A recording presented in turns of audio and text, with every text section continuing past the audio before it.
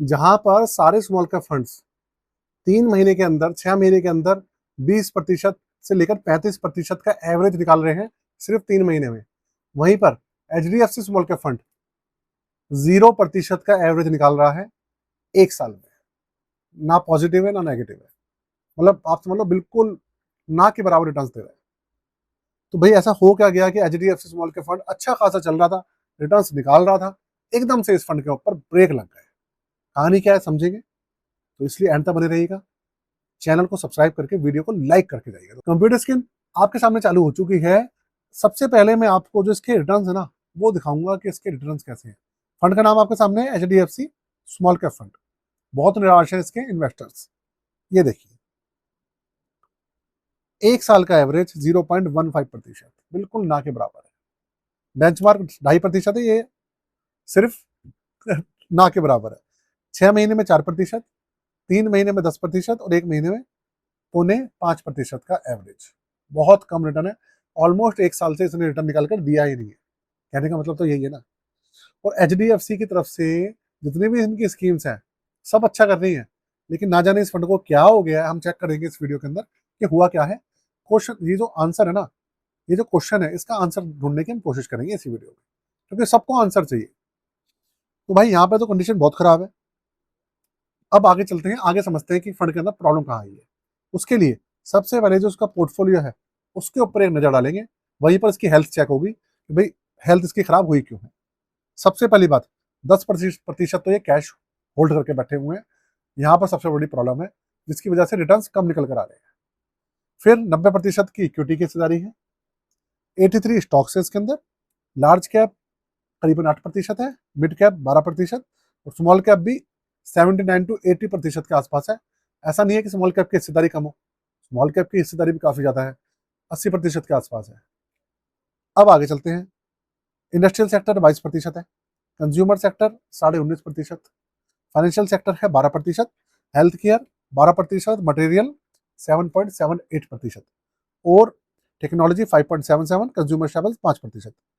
देखिए सेक्टर्स भी ऐसे नहीं है कि कोई ऐसा सेक्टर इन्होंने सिलेक्ट कर रखा हो या किसी ऐसे सेक्टर के अंदर ज्यादा हिस्सेदारी दिखा रखी हो जो क्रैश कर गया हो। ऐसा भी नहीं है, सबके अंदर बराबर मात्रा में प्रोपोर्शनेट इसने डाले हुए हैं। और मैंने दूसरे स्मॉल कैप फंड में देखे हैं, उनके अंदर भी कुछ कुछ यही सेक्टर्स हैं। तो फर्क कहाँ पर है? तो सबसे बड़ा फर्क तो देखिए रहता है जो स्टॉक्स है ना इन्होंने सिलेक्शन किया हुआ है, इसके इनके पोर्टफोलियो के अंदर कुछ ऐसे स्टॉक्स होंगे जो कि काफी नेगेटिव रिटर्न दे रहे हैं, या कुछ कंपनीज ऐसी होंगी जिनका दिवाला निकल गया है, बंद हो गई हैं, बंद होने के कगार पे हैं। ऐसी कुछ कंपनीज हो सकती हैं जिसकी वजह से ओवरऑल जो फंड है उसकी कंडीशन खराब हो रही है। दूसरा इसका जो एक वो है रीजन है, वो है इसका 10% इन्होंने कैश होल्ड किया हुआ है। भाई डेट कैटेगरी में डाल दो हिस्सेदारी, कुछ तो रिटर्न्स मिलेंगे उसके अंदर, ओवरऑल तो माइनस नहीं जाएगा।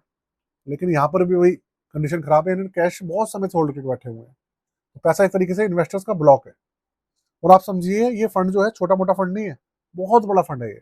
अगर आप इसका AUM देखेंगे, देखिए 40,000 करोड़ का AUM है इसका। तो 40,000 करोड़ का 10% हो गया, 4,000 करोड़ तो ये होल्ड करके बैठे हुए हैं। आप सोचिए। अब इसके अंदर एक पोजीशन और बनती है कि भाई इनके फंड मैनेजर कहीं चेंज तो नहीं हुए, लेकिन फंड मैनेजर भी देखिए चिराग जी हैं, 2014 से इसको मैनेज कर रहे हैं। और अभी भी देखिए अगर हम डेटा देखेंगे तो वही वही में इसको मैनेज कर रहे हैं। तो भाई कोई ना कोई इंटरनल ऐसा कारण हुआ है चिराग जी की वजह से, भाई कुछ ऐसा हुआ है जिसकी वजह से फंड के अंदर कुछ प्रॉब्लम आई है। फंड मैनेजर सबसे बड़ा कारण होता है जिसकी वजह से फंड डाउन होता है। फंड मैनेजर तो चेंज नहीं हुए हैं अभी तक, तो ये दिख रहा है।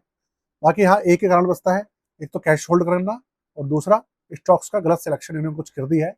जो कि देखिए बहुत एक्सपीरियंस जो वो होते हैं ना फंड मैनेजर होते हैं, उनसे भी गलत सिलेक्शन हो जाता है स्टॉक्स का, ऐसा नहीं है कि नहीं होता। तो भाई ये कहानी है। 2013 में आया था और BSE 250 स्मॉल कैप इंडेक्स इसका बेंचमार्क है। 0.62% इसका बेस एक्सपेंस रेशियो है, 40,000 करोड़ का AUM है और 18.65% का इसका एवरेज है जब से लॉन्च हुआ है तब से अभी तक। 1% है इसका एग्जिट रेट। तो आप देखिए आपके सामने पूरी पोजीशन है। दुख की बात यही है कि फंड मैनेजर चेंज नहीं हो रहा, कुछ नहीं हो रहा। HDFC म्यूचुअल फंड हाउस का ये एक इतना अच्छा फंड था जो चल रहा था और एकदम से ब्रेक लग गए। तो देखिए मैं आपको बता दूं, जो ओवरऑल पोर्टफोलियो होता है ना, उसकी जो हेल्थ होती है ऐसी खराब होती है। इसीलिए मैं आप लोगों से जो अपनी हर वीडियो में जो पोर्टफोलियो सर्विसेज है उसके बारे में आपको बताता रहता हूँ कि भाई आप अपने पोर्टफोलियो की हेल्थ चेक कराना चाहते हैं, रिव्यू कराना चाहते हैं, हेल्थ चेकअप बहुत जरूरी रहता है, तभी तो रिटर्न निकल कर आएंगे।